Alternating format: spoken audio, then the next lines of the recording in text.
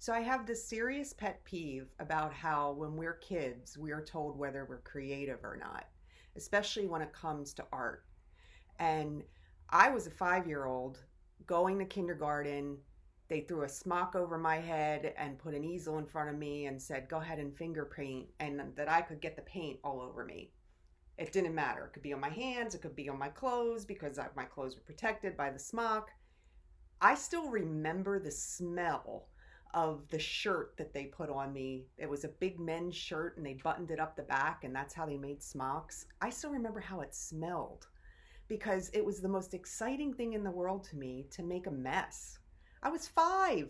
Of course, I wanted to make a mess, and I wasn't going to get in trouble for making a mess. So that's what made it exciting for me. Anyway, I was encouraged to do art in school.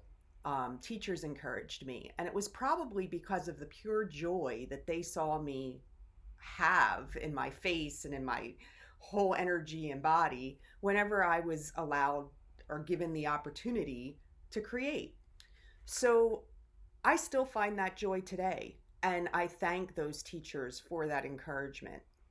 I didn't get the same encouragement at home.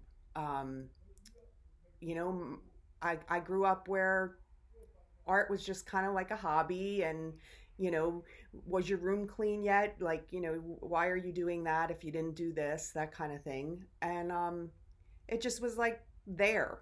And had I only had that, I don't know that I would have pursued it, because we're always kind of looking for that, you know somebody to tell us it's okay, that we're okay. And so many of us are told at such an early age, here's my pet peeve, at such an early age that we're not creative. They look at like the first drawing we ever did. Somebody looks at it and says, "Oh, well, you're just not that creative, but you're smart." Or you're just, yeah, art's not going to be your thing. In like the second grade. Like, how does that decided in the second grade?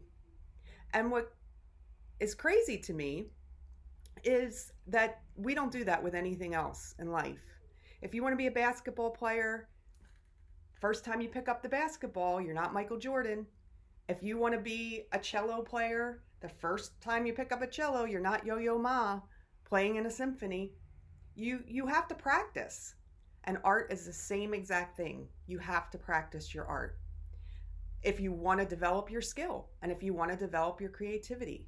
And you can start that at absolutely any time in your life. I started when I was a kid. I was not the best artist in the room for sure, ever. And I'm still not. I'm not the best muralist out there.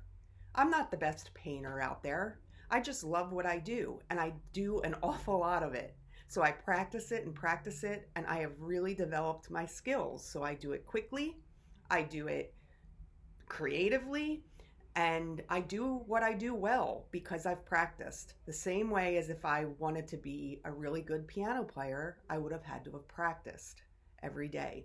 So whatever it is you're trying, whatever talent you're trying to develop in yourself, get out there and practice. So I'd like to do an artist plug, like most of the time that I'm on here. This painting behind me is of my friend Paul Bellatoni. Amazing musician, beautiful man, beautiful person, amazing artist all around. He can paint, he can draw, he plays beautiful piano, and just has a voice that melts you. He's doing a live concert, and I'm actually going to let him tell you about that. So check this out. I hope everybody's doing okay out there.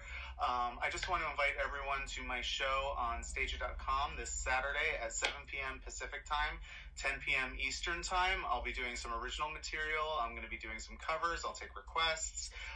And to the top 3 tippers, I'm going to be giving away some of my original artwork that I've been working on since we've been doing the shelter in place. And I hope everybody's okay out there. Let's have a night of music, and I will see everybody this Saturday at 7 p.m. Pacific time, 10 p.m. Eastern time on Stages.com.